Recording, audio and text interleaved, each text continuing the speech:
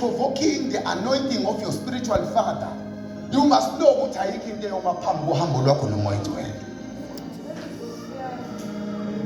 uNkulunkulu eprovoka nje ubaba wakho.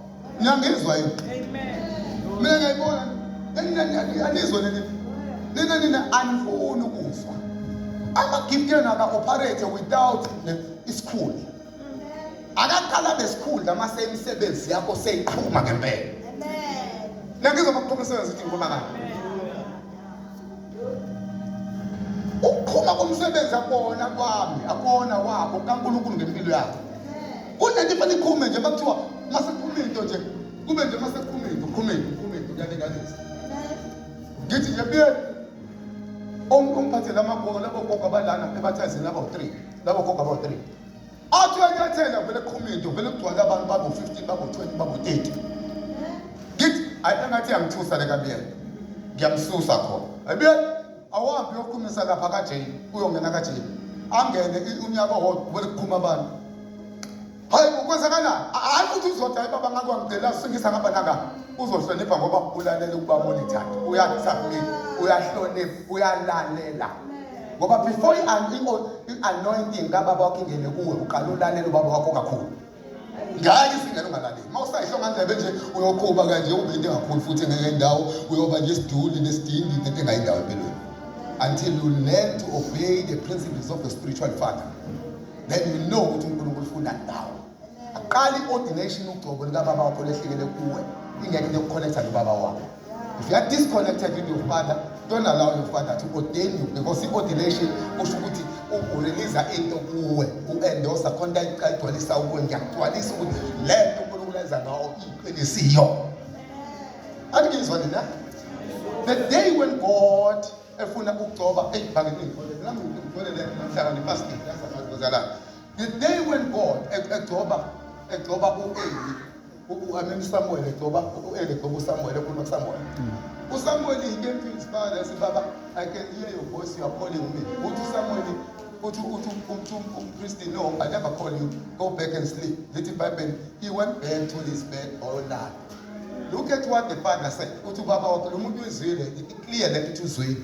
Kodwa lento ayizwile ubaba wakho uyayirefuse uthanda yolala. Akazange kulesikhathi mawutshela umuntu uthi ikhonto engizwa ukuthi akangolala ngathi awuba kumelele lo bezwe amele lo gqoka. Kanti akamele lo gqoka ufuna ukutesta nokuthi olisubmission nayo yena. Unayo into okulalela okusubmit. Akhuluma uNkulunkulu ufike kumina ngicindezela lo ngithi ayikho lento ubheke lo. Kanti hayi ngoba ngithi umbheke ngifuna ukubona wena ukuthi ugcobo lwakho lento yakho ikhona ngempela yena. And ukhona balento ngeke siyibone uma uhlule ukusubmit. Ngoba ukusubmit kwakho kubonakala ngoba mangithi go back and sleep uyahamba uyolala ngempela. Uthi masolele kuphinde likhuluma iphimbo uphinde ubuye uze kimi ungayi uNkulunkulu. Ungayi uNkulunkulu ubuze kimi. Uthi uyabuza kimi, hey baba ngeke ngiphinde ngakuza. Hayi hamba ulala, hamba ulala. Wahamba ulala akazange abe rebellious. Lesikhathi namhlanje bonke abantu abakusiza uNkulunkulu ba rebellious bavukela ama leaders, bavukela ukuphathwa. Uma ngabe esethi hamba ulala, lithi iBhayibheli on the third time wasehambile eselele. Uyangizwa mamzu? Eselele wabuya kwesithathu. Uma ebuye kwesithathu iBhayibheli ikhazele ngisho. Uma ebuye kwesithathu ezothi uyangibiza uthi umpriest hayi sengimonile. Nami ngithi khuluma nenkosi manje nginikeza ilungelo lokuthi wena noNkulunkulu ukhulumisana. Ayiphelele ke manje indaba yethu. Kukhuluma umfundisi, khuluma umpriest uthi ayiphelele. Eqaleni uqale wa refuser, number 2 wa refuser, okwesithathu wasethi ayiphelele. Uma ethi ayiphelele uthi kena thana khuluma Nkosi inceke yakhe yes. Angithi yabona manje ubengeyona inceke ube yisana. Wasphuma kwi-sonship azoba inceke. Angizwa nina ne? Ube yisana. Wasuka kwi-sonship akasathi indodana usethi thana khuluma Nkosi inceke yakhe yes. Umkhipha kwi-level ye-sonship umbeka kwi-level ukuba inceke.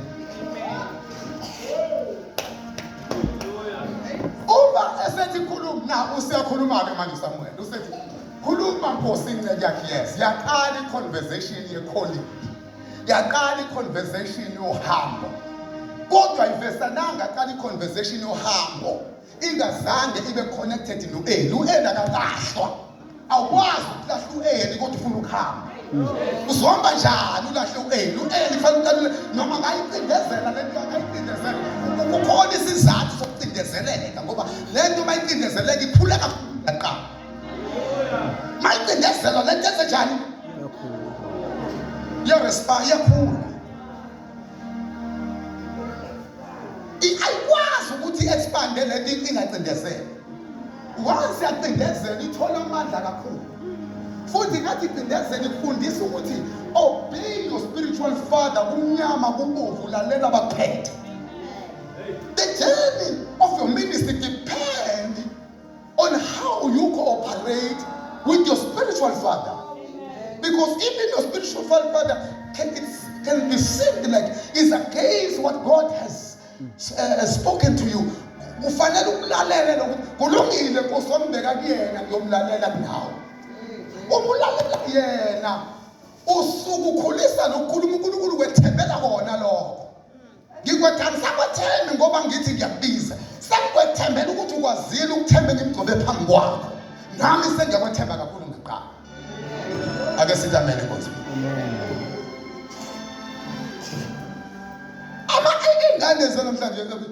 Now the kids of our this time of our days scarcity esisona manje esokuthi we want to teach, we want to groom bonke abantu esibazalayo kodwa ubunzima bokuba grooma unzima ngoba i-communication phakathi kwethu nabo incane kakhulu. Incane communication yethu nezingane esifuna zivuthe ziphatha amabandla. Incane communication yethu nezingane esifuna zibe ngabefundisi kusasa. Yini kwenziwa yethu usathi ufuna nezingane ziphathe umsebenzi ofayo ongakhulu. Ngizwa bazalwane. So the devil now lithi Bible malifunda lithi Bible now the anointing of God chapter 3 chapter Psalms 133 lithi it's like the anointing of God.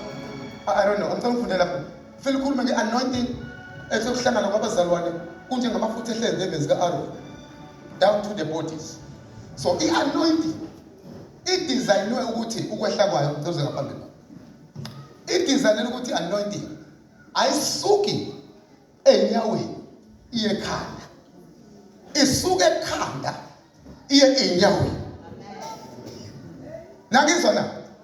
The anointing is to get kanda. Now, I saw if you take kanda suganga peso. Ufanele anointing is to get peso. Ye kanda. Mase suge kanda ye emzimbeni to the body. The church is the body. It's not the head. So if the church be lishintsha lingabusaba umzimba libe inhloko. Vice versa. The anointing, the flow of anointing is permanent. Because the anointing must finally get it from the head down to the body. The body in name, the body are my worshippers. The body are my prophetic man. The body are my zanuane. The body, the anointing must start from the head to the body. Why then even Zimanga Buti anointing is sugar candy band? This government food by they want to be the head, everybody want to be the head. How are we going to allow the anointing to penetrate into the church? Because the church, everybody want to be the head. No the part, no people are no consummate full part. The second yonke into wonke umuntu ufuna ukulida wonke umuntu ufuna ukuphatha wonke umuntu ufuna ukucontrola akekho umuntu ufuna ukuphathwa ophethe ukuthi kwangcono kubekwe mina naye lothi kwangcono kubekwe yena ufuna ukubekwa mase bekiwe senixaka into kube sengathi kamvele ngayithandanga lento ngangifaka ngikala ngoba ngifuna ukuba ngamahead angifuna ukuba imizimba ibandla lingumzimba liyona inhloko.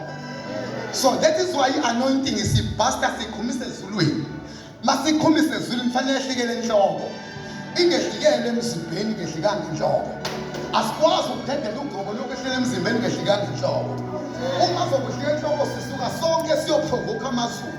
Ukuthi akakhumisa intambisa, akhumisa uoyela. Mawukhuma uoyela dinga wehlikele eqala enhloko. Ngosucabanga ukuthi uma uvutha logcobo lokho kufanele ube namandla kunenhloko. Ngeke uphambana nezinto. Ugcoba lisuka enhloko lemzimbeni. Angasuka emzimbeni kubuyele enhloko. Kanjani? The anointing must come from the head to the body. Now, let it happen. The anointing. Intambiso kaNkulunkulu kuhlangana kwabazalwane injengamafutha ehlele indebe zika-Aaron. Aaron was a priest. Aaron was a leader. So when the anointing of Aaron, yes, from the head to the lips, from the lips to the body, it penetrates to the organs, to the members. Yes, the other person kwabantu. Ayikwazi ukusuka kubantu iye kumholi. Kodwa isuka kumholi iye kubantu. And that's how the anointing operates. Asikwazi kuyeka lento iphanjaniswa abazalwane beyiqabanisa noNkulunkulu. Idizayiniwe ukuthi it must come from the head to the lips, from the lips to the body. That's how the anointing operates. Number 2, the anointing comes from God. The anointing ivela kuNkulunkulu. The perfect anointing is the one that is coming from God. Now, let's just think back on uGobo. uGobo oselivela umuntu ngokwehla kukaNkulunkulu. Because thina mase sithi we qualified you. Sithi uNkulunkulu usegcobeni. You must do what the Lord has called you to do. Sizoconfirma kulento esoyenza izulu livume nakuthini enhlizweni. Asikwazi ukuma phezulu phambi kwalento yakho ngoba seyivunywe uNkulunkulu nakuthini enhlizweni sayizivunyiwe. Hamba nalamandla onawo. Hamba nalogcobo nawo. So the anointing ke base it abides in you. Ngiyazona sabo. The anointing is a dwelling force. Amandla amangalisayo ahlala kumuntu. Abafana negift. Abafana nokusebenza ngokwamasiko kwezipho zikaMoya. Kodwa masesele anzenentambiso anointing. Inethi Bible breaks the yokes of the enemy. Lephula amajoka esitha. Manje masawunogobo kumele ngibanga namhlanje. Masawunogobo ngizona namadimulolo. Ngithi mina lokho maselukhona isabides in you. Sehlele kuwe. Lisho ukuthi uzonyathela la unyathela khona kuyobhodloka izinto. Lolu gobo liphethe healing, lolu gobo liphethe deliverance. Lolu gobo liphethe umnyakazo kaMoya Ingcwele la unyathela khona. Lolu gobo liphethe amandla okuphila kwabagulayo masawunyathela. Lolu gobo liphethe ukuvuleka kweminyango evalwe ngabathakathi. Lolu gobo liphethe umnyakazo okukashuka kwezibopho eboshwe ngabantu. Lolu gobo luvula iminyango evalwe ngabantu. The anointing of God breaks and destroys the yokes of the enemy. Amadimoni amalawu gobo masele operator. Mase operator lento noma abantu bangakuphi ukudla. Ujonga uthumela amakhwababa azokondla. Ngoba ugobo liyavulela iminyango. Uthi kumprofeti hamba mprofeti. Uyezwele ethize ngiyalalile umfelokazi ukuthi akakondle. Ufike endaweni ugobo seli-operator. Lidedela umfelokazi uzoletha imali, uzoletha ingcebo, uzokondla imbeku. Bazalwane, the anointing of the Lord operates in a very unique order. In a very unique order. The anointing of God operates in a very unique order. In a very unique order. When the anointing operates, it operates in a very unique order. Uma seluphakathi emzimbeni wakho. Ngeke mntana. Ngeke ubanjwe. Ngeke kuba khona amadimoni ayokulalela unendle afuna ukubamba ukuthi ungayindawo. Ngeke. If my abide in you, uma selukuwe unyathela la unyathela khona lifike livune, lifike luqaqe, lifike liqhuthulule, lifike lichazise indlela yakho ngoba le anointing uma seyikuwe yenza izinto engenzeki zenzeke. Can I speak to you, bazalwane? If God esekugcobile ngisho uphahla uvela bentethe into engekho. Look at what God operates through David. uNkulunkulu operated through David. David was like a normal person, but when the anointing paved the way for David, wakhona ukwenza izinto ezazihlula ngisho uSawuli ukuzenza. Wangafuna futhi udumo logobo ngoba uyazi ukuthi udumo logobo luyingozi lingangibulala. Angifuni abantu bangidumise ngogobo lwami ngoba ugobo mangaduliswa ngalo usohlesha ufe ngoba uzophakama bese kulahleka ugobo. Uzobona ukuthi ufuna udumo lwabantu, wasafuna udumo lwagobo ngoba ludinga udumo. Bakuhlala izandla abantu uthi uma lokhula nanciphe mina. Bathi abantu abukothi uthi unamanga uNkulunkulu ngale ndlela. uNkulunkulu wenza izinto ayimina. Bathi abantu asuphathisiwe uthi lana ngami. Umuntu ophethe izinto engimthandazayo udumisa lo phezu kwakho ukuze kuphendleke indlela la ingekho khona. Kuvuleke iminyango la ivaleke khona. Kuphuma abafinda aboshwe ngabathakathi. Kuphuma izinto eziboshwe ngamadimoni. Anointing akuyivimbe. Anointing of God. God bless you. Anointing akuyivimbe. Mina ngikhuluma ngomdlalo, mina ngikhuluma nge-anointing. Ngikhuluma nge-game. Angikhulumi nge-gambling. Ngikhuluma nge-perfect will of God. Into kaNkulunkulu ephelele. Uthi nthaqa inkamba lemusa. Abangene kuyona babuyi befana nayizolo. Uma bedle yona baphinde bafane ngaseqaleni. The anointing of God shines your journey. The anointing of God glorifies your journey. The anointing of God paves the way into the wilderness. Where there is no way, anointing paves the way. Anointing is like a caterpillar. Njenge-excavator. Excavator sabe ehlathini sivule yona indlela. That's how the anointing operates. Iphendla yona indlela. Asikwazi ukuhamba nokucabanga kodwa sihamba ngogobo.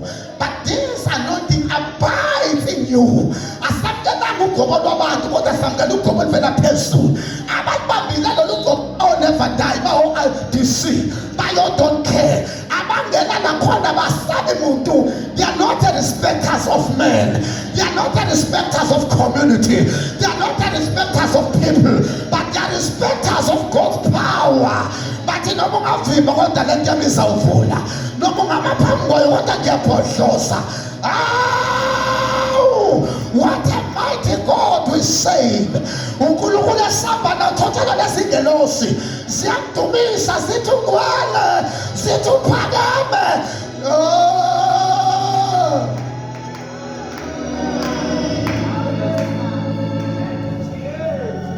Anointing. We don't need so many things. Asidinga abantu ukuze bayibone into yethu. SiNkulunkulu.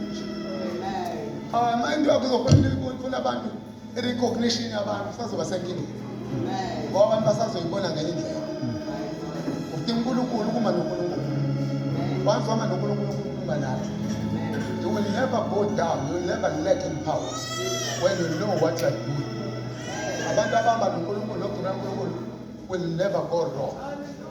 Inqubo zabo strong, inqubo zabo zinamandla. Uma ethi uyafohla la ufohla ngempela. Manje the train in motion, you can't stand when the train is moving. That's how they operate when they are moving with anointing. Strong. Under the anointing of God. Because they know what the land of them come to say, Foshos, amazing, my pump and fantasy. Let us say again, I will say it. Let us come to the and close our eyes. Everybody must close your eyes. Thank you, Holy Spirit.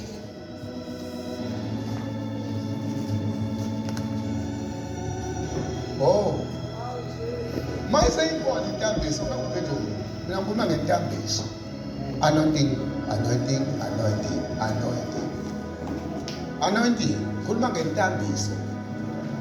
Kulmangan bazalwane.